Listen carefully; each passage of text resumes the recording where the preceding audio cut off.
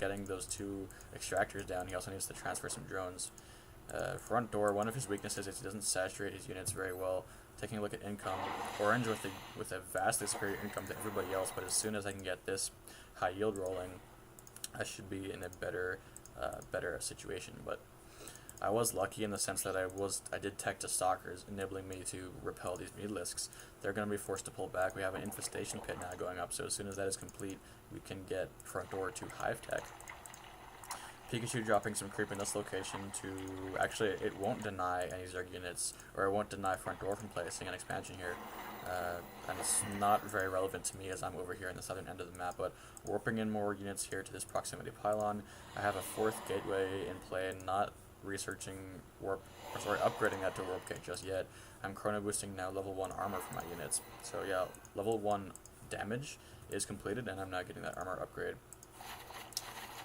A scary amount of Hydralisks actually from Pycckuu. No upgrades on them just yet, but he does have those 2 chambers. Let's see if anything is rolling on them. Yeah, he's got both level 1 ground and armor upgrades on those buildings.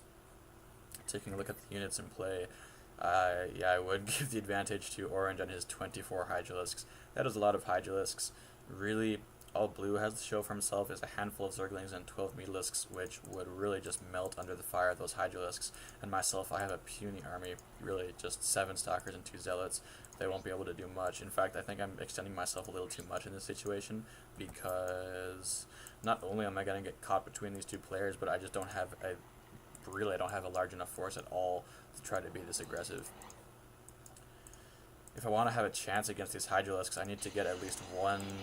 I would even settle for an Immortal, although ideally you would get a Colossus to just melt away an entire line of Hydralisks in 1 shot or a couple shots. Some Corruptors actually not coming out for whatever reason. He's probably going to be, I would assume, getting Broodlords eventually, because there's no air units in play unless he wants to go Overlord hunting with those Corruptors. Interesting use of the Overlords from Pycckuu. Instead of fanning them out all over the map to get scouting done, he's keeping them with his main force. Probably as soon, yeah, he's now getting increased movement speed on those Overlords, so he's probably going to keep them with his main attack group, as we do see. Some Zerg players, for example, HD Starcraft being one of them, they like to use their Overlords to sort of create a blanket over their forces to shield them from any focus fire, and also to drop creep wherever they are. So Pycckuu going for that high yield. I have reasonably satisfied this high yield over here, and I'm now dropping my 3rd Nexus in this natural position. But I really don't want to get caught. I don't want to engage these Hydralisks, but that's what I'm choosing to do anyway. I'm sort of, looks like I'm trying to catch any drones that he wants to transfer over to this location, although I don't think I know that it's there. I don't know that he expanded there. I don't know for sure that he expanded there, although there is creep. So it's safe to assume that.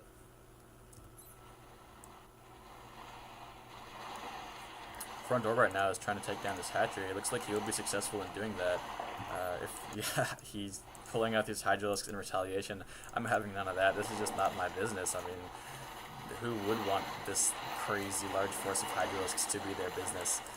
Blue losing a lot of air units in that exchange. He's got those Corruptors as well. It's not the best tech choice, but that being said, he was able to take out this high yield expansion, so at least Blue is doing his part for me, increasing my chances in the long run.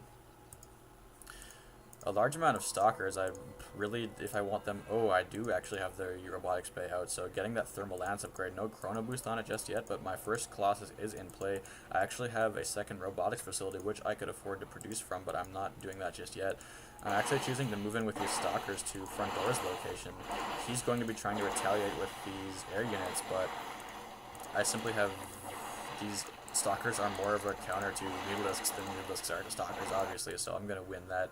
I'm surprised, though, that Orange isn't retaliating. He seems, actually, I would speculate that he is, no, he's not getting the dropship capability, so he's probably just going to steamroll us with a bunch of Roaches and Hydralisks. I don't want to overextend myself too much. If Orange chose to push down into my base, he would find a lot of free kills. Trying to run away from these Broodlings, they will deteriorate, finally. It looks like I'm going to be satisfied with taking out that expansion. Yeah, we do have a Broodlord coming out. It's pretty exposed, though. I should run in there. Yet again, what I was trying to say earlier is if I had this blink upgraded, I could certainly just I could take out that Broodlord much easier. Pycckuu trying to get that hatchery back in play. He now has 2 upgrades on his massive ball of Hydralisks. I, however, have my first Colossus in play, and I also have a Plasma Shield upgrade. You don't see that very often, but this Broodlord is encountering my forces, being a little bit irritating. This Colossus focusing that Extractor, probably not the best use of its time, but I'm streaming more Stalkers over here into the fray. I am now finally researching Blink, also continuing to produce Colossus out of these, but I don't have enough pylons. Too often I find myself supply capped. I need to work on that in my gameplay. I also could afford to drop a second assimilator here on this geyser because my gas count is dropping drastically. 2 Colossus now in play.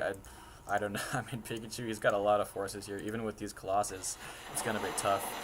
We will now see, though, the Zerg versus Protoss exchange is happening.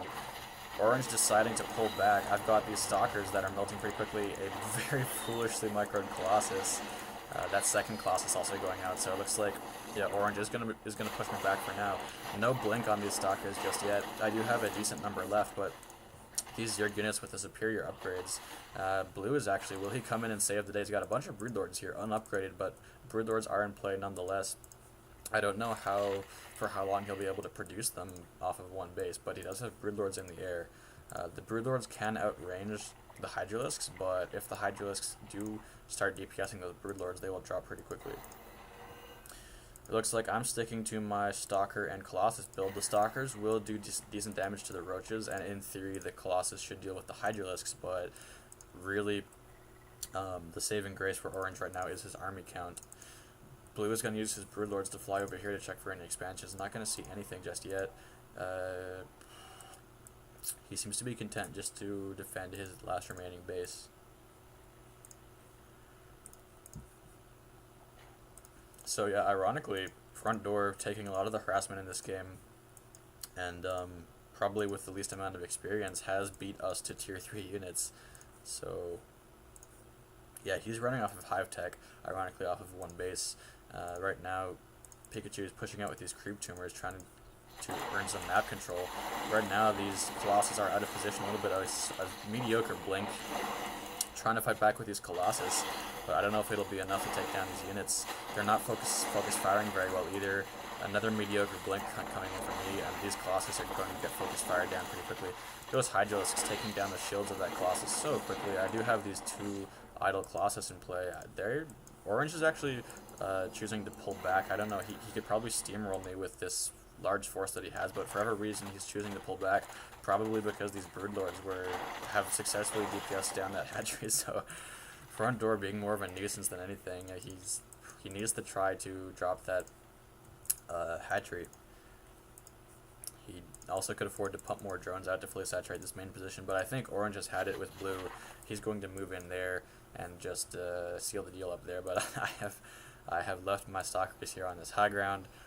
Sure, it looks pretty cool, but as far as being practical, I don't know that that was the best decision. Either way, I assume I'm going to blink off of that as soon as I get the chance. Actually, these Broodlings, a lot of Broodlings trying to chase down these Zerg units, they're not going to do a lot of damage to them, however, because they have those 2 armor upgrades. I continue to push Orange's Frontdoor, these Colossus raining down their death beams. A Blink over here, leaving these Colossus pretty exposed. I don't know that I'm using Blink very well in this game. I also need an Observer or something to give me more vision. I actually have that Observer right here.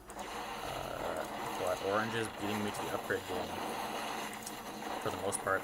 Trying to bring some reinforcements over here using the high grass to my advantage. So Orange doesn't know what exactly to expect. He just saw that DPS coming from the Colossus and he chose to back out. Frontdoor continuing to be a large nuisance with these Broodlords. He actually has an intimidating force. He doesn't have the presence of mind to upgrade them though.